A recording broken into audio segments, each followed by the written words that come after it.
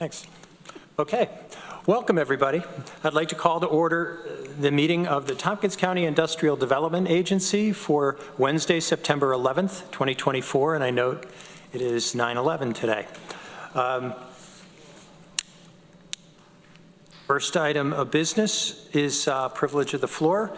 I have a written comment and I have two speakers. I'd like to take the speakers first. Teresa Alt.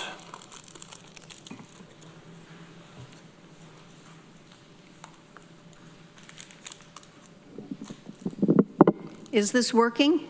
Yes. Okay. I'm Teresa Alt of 206 Eddy Street in the city of Ithaca.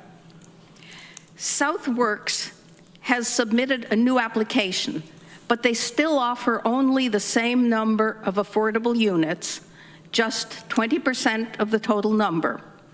So Dave Lubin is still not keeping his word. The assurance he gave us at, I believe, site plan review for Asteri, that the 38 units that he threatened there with a lawsuit would be replaced at Southworks. The minimum number of affordable units, that 20%, cannot make up for an additional 38 driven out elsewhere. Moreover, I see that the 20% at Southworks are defined as 80% of AMI, or area median income.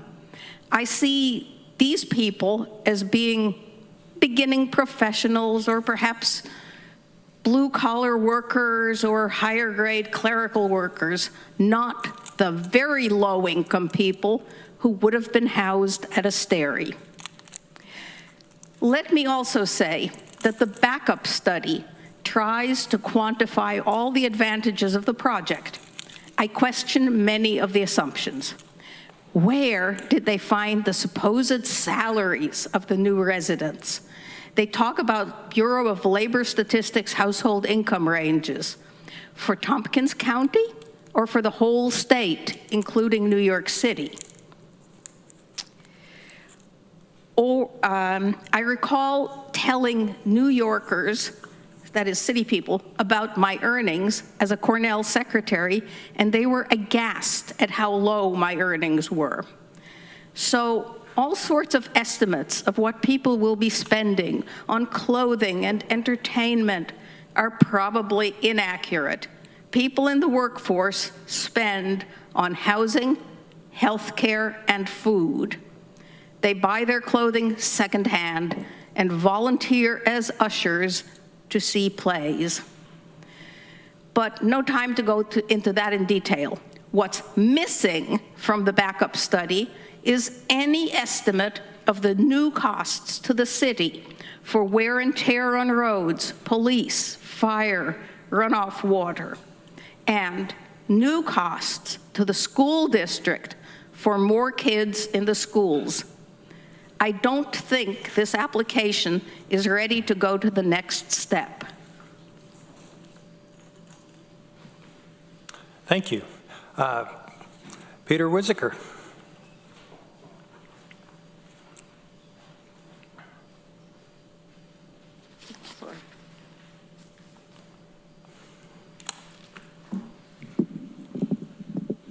Good afternoon. I'm Peter Whiziker. I live on Tioga Street here in Ithaca.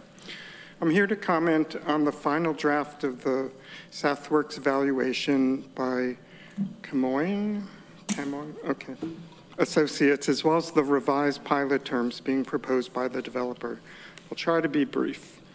Number one, first and foremost, I urge you not to make any decisions on the project at this point. Instead, go back and revisit both the Camoin report and the schedule you've received for abatements. The central problem is, as I mentioned and John mentioned at the last meeting, is that both treat the project as if it is all going to be completed in the first year. This results in a flawed evaluation of the economic effects of the project, which in real life would not be immediate but gradual as each individual building is completed, and also in the calculation of taxes, both the amount abated and in the amount shared out to the communities. For the abatement, I'm not an input-output model expert, so I took a look at the abatements. For the abatements, I went back and did a rough estimate of what the abatements would look like if instead of the property value increasing all at once in the first year, it increased equally from year to year, and this is assuming there's a 5% increase in the value of the property each year as well. What I found is that instead of the taxing jurisdictions receiving $2.8 million in the first 5 years, including the $500,000 or so in existing tax income they receive from the current property, they'd receive about $1 million. So in contrast to the 2.8 projected, and that includes the 500,000 or so in existing value. Similarly, the developers would be receiving about $4.8 million in abatements, which was roughly, say, just 25% more than the current schedule has them receiving in the very first year. The current schedule also does not include what would happen past the initial 20 years. If it takes 15 years to finish everything, that would result in there being an additional $41.85 million in years 21 through 35. So that would be another 15 years, which is until the last of the projects finishes its 20-year abatement. If it takes 20 years to finish everything, that amount would be an additional $63 million in the 19 years it would take for the last of the abatements to finish. I mean, it's a big deal. This is a lot of cash. And there are similar problems with the economic projection as well. There are ways to do these projections with spending over time and the construction over time, and I know there are faculty at Cornell who work with these kinds of models who could help, and I've actually taken the liberty of asking a couple of them to look at it and give us their feedback and suggestions for how the models could be improved.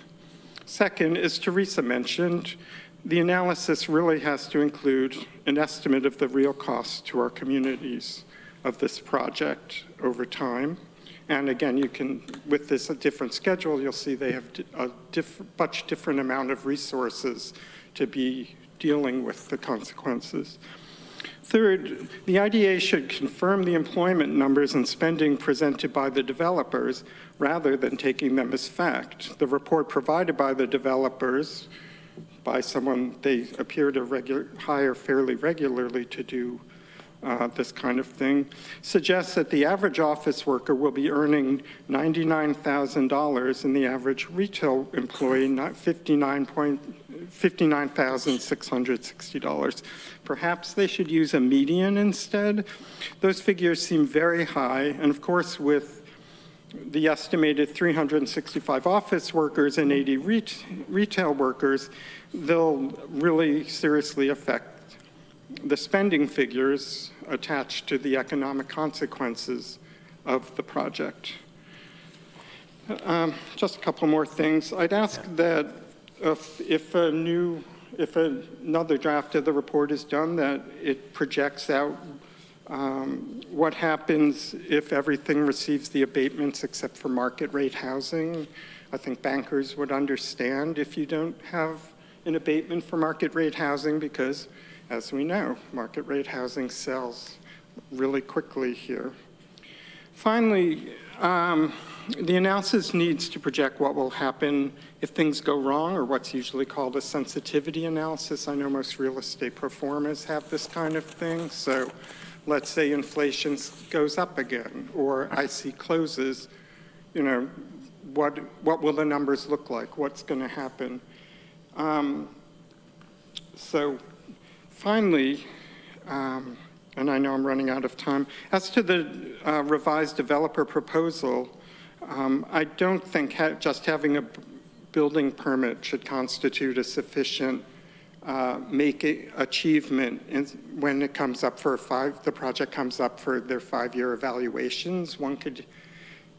The cynical person would say, oh, it's not that hard to get a building permit, and then just keep pushing off the date of construction. And I know these guys would never do that, but you never know what's going to happen, and we want to protect ourselves. And I also believe that the affordable housing should be completed in a 5 to 7 year period rather than 15 or more, because we're not talking about that huge a number of affordable units.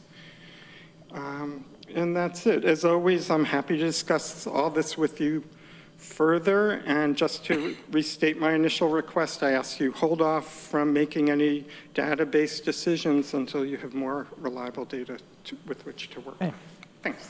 Thank you. All right, I do have a written comment from Martha Robertson, who was a colleague here on the legislature, and I'll read it into the record. To members of the IDA, as a former member of the Tompkins County IDA for 15 plus years, I am writing to express my strong support for the Southworks project. I hope you will choose to support it as well. For more than 12 years, I've known David Lubin, the main champion of this development. Along with many others in the community, I cheered him on in the years-long struggle to clean up the Emerson site so it could be repurposed to benefit our community.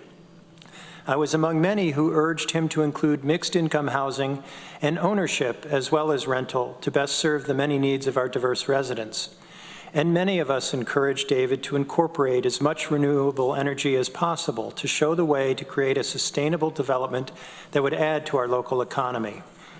It seems that David has accomplished all this and more, and Southworks is on the verge of becoming a truly transformational addition to Tompkins County and the entire region. However, like most ambitious projects that go the extra mile, this one needs a little help from the public sector. Although I am not familiar with the parameters of the assistance Southworks is seeking, I hope you will give it your support. The many years and huge financial risks that have already gone into this effort should be recognized, appreciated, and valued.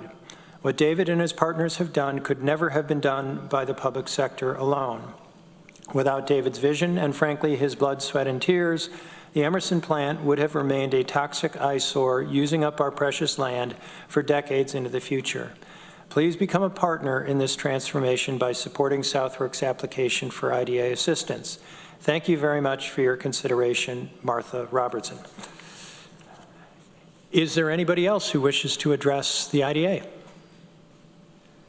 All right. Seeing none, we'll proceed with the agenda. Are there any additions?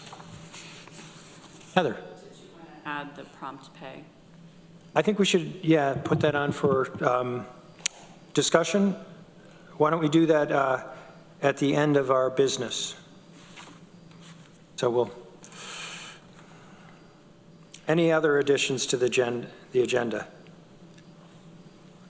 Seeing none? All right, let's proceed to business. I made a request of one of our number, Deborah Dawson, to serve as secretary. As you know, John Guttridge resigned from the IDA, and he was serving as a secretary, so we do need somebody to fill that role. Deborah did agree to that nomination, and I would entertain a motion if we could make that appointment. Duxon moves. Second. And seconds. Discussion. Why? Are we ready to vote? Duxon? Yes. Deborah? Am I allowed to vote? I think so, yeah. Oh, I guess. Yes. Jerry? Yes. Jeff? Yes. Ann? Yes. Okay, and the chair votes yes. Thank you, Deborah. I appreciate it. And our next item of business is the Southworks project. We do have some guests with us today, and I'd invite them to come forward.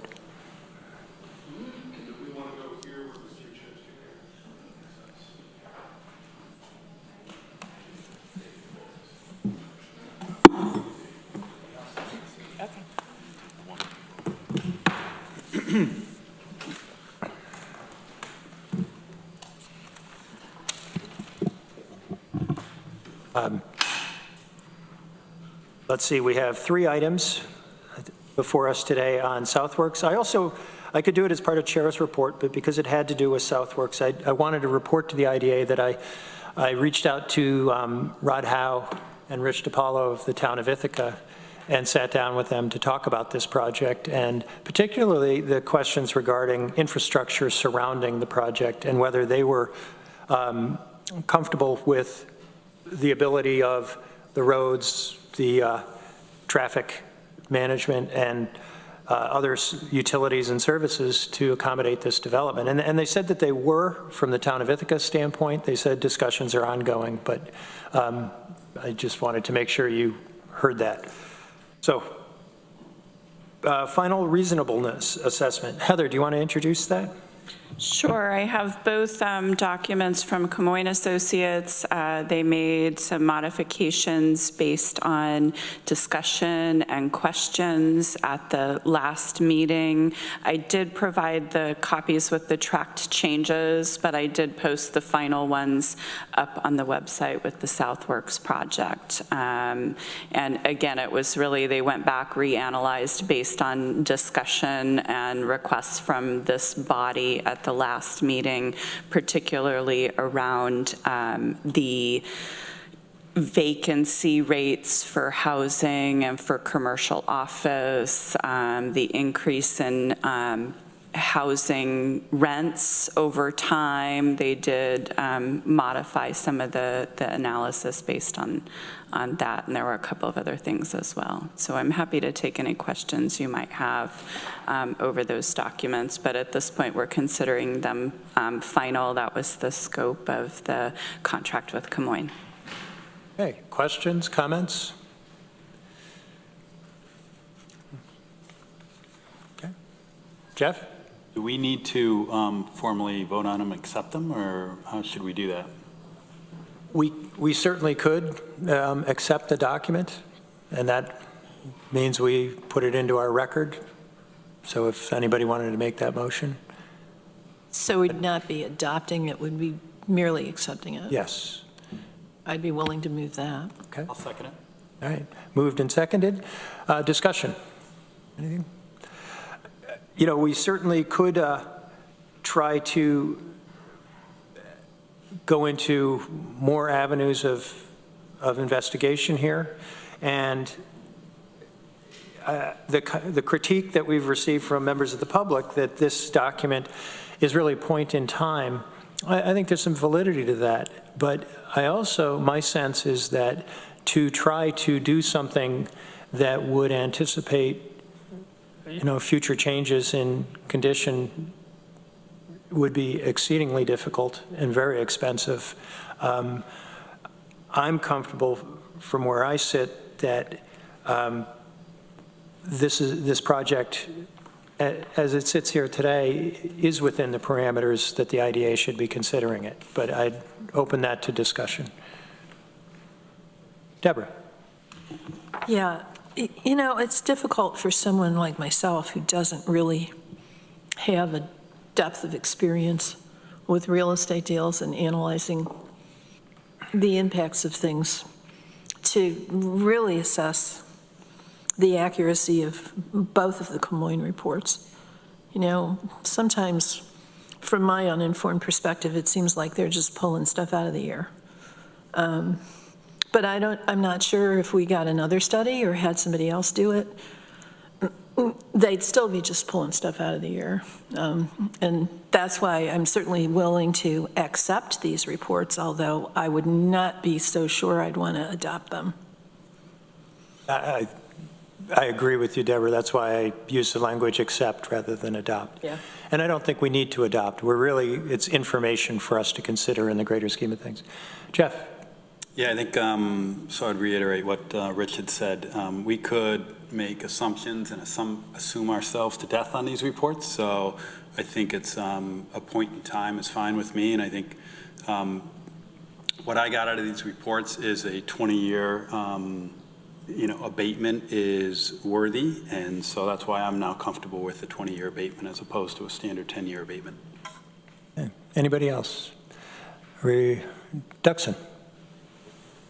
I just wanted to address something that both speakers brought up, which is like the impact and the cost to the municipalities involved in both this report and the application. And it's something, I know this isn't the intention, because I know Teresa, just to take one example, is very pro-housing, but it is sometimes used as an excuse to not build more. And I know that, at least from our perspective, it's not been, capacity has never really been a concern. The greater concern for all municipalities really is the tax revenue. And And again, this is an internal question and debate about like whether abatement's needed or not. But a stalled project certainly doesn't help the city address its incredible infrastructure needs, or the county. So I'm not worried about capacity. It's been a few years, but I know we have substantial water and sewer capacity. So I'm not too concerned about that, and I really want to see the project succeed. Okay. Anybody else? All right, ready to vote. Duxon, this is to accept the reasonableness assessment. Yes. Deborah? Yes. Jerry? Yes. Jeff? Yes. Ann? Yes. And the chair votes yes. So great. Why don't we move on to the financial or final economic and fiscal impact analysis. And Heather, do you want to introduce that? Oh, I sort of lumped them together. Yeah. Okay. Well, I was thinking we were just talking about the reasonableness assessment. There are some things I'd like for us to talk about in regard to the economic and fiscal impact analysis. There, we certainly could try to look at the other side of what are the community impacts, say, on schools and on sewer, water, sewer, streets, traffic, safety. Again, that would entail a pretty start over approach to this report. And my view is that here, our role is really to look at the tax abatement, tax incentive side of it, that the city of Ithaca and the town of Ithaca really have this responsibility on land use. And neither one has come to us saying there are significant infrastructure issues that would be impacted by this. I'm willing to go forward on that basis, but I wanted to make sure everybody else is okay with that. Deborah. Well, since you've spoken to Rod and Rob, I don't have as much of a concern about that as I do wondering what the impact is going to be on the school district. Has anyone spoken with the school district?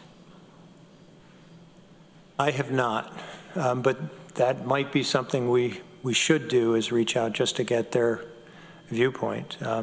Well, yeah, because they're the biggest piece of the taxes. I would note that enrollment in the schools has, I think, consistently been going down, so that the capacity in the schools should be there. And yet the costs keep going up. There's interesting things going on, but I wouldn't think that the schools would not have the capability of absorbing additional students if they were there. But I think it's a question worth asking them directly. I'm quite happy to do that before our next meeting and report if there's anything significant. Jeff? Heather, correct me if I'm wrong, but I thought we invited them to these meetings we reached out to a number of folks to respond to this or talk to this? Yes, we did. And they have not, right? So. Mm-hmm. Yes, we did. Okay. All right, anything further on the economic and fiscal impact analysis? Heather? I would just note that in terms of land use, the traffic, the transportation, the water, the sewer, that was addressed in the environmental review process. And there are mitigation measures as investment is made, as new housing is brought on board, that the Southworks team will need to comply with in terms of, all those land use issues. And those have been studied. The seeker was approved by the City of Ithaca's Planning Board. Okay. Perhaps we already approved or accepted the economic and fiscal impact analysis, but for clarity, I think it would make sense to move to accept it. Jeff moves. Duxon seconds. Any further discussion? You ready to vote? Duxon? Yes. Deborah? Yes. Gary? Yes. Jeff? Yes. Ann? Yes. And the chair votes yes. So that's accepted. All right. And then moving on, we have before us the revised proposed pilot terms, and I would invite Brad or Rob, do you want to introduce this revised document? Sure. Let me just first introduce who's here from the team. I'm Rob Lewis. I'm the project manager for Southworks. With me is Melissa Sukodowski from USC Builds, and then, of course, Sarah Barden, who works with me on the project, heading up leasing and community outreach. Online, we have Nina Lynch, principal of Xylem Projects, and then Brad Schwartz, our esteemed counsel, who will help us navigate the updates to the memo. Terrific. Thank you, Rob, and good afternoon, Mr. Chairman and members of the board. So I think, unlike last time, I don't think we need to do a page turn. I think they're fairly all self-explanatory. They address all the comments that we heard from the IDA last month. There are 3, I think, more prominent edits that I'll just highlight briefly. Each extension request has to follow a public hearing, so we clarified that. The second one really relates to the point in time comment that we just heard about.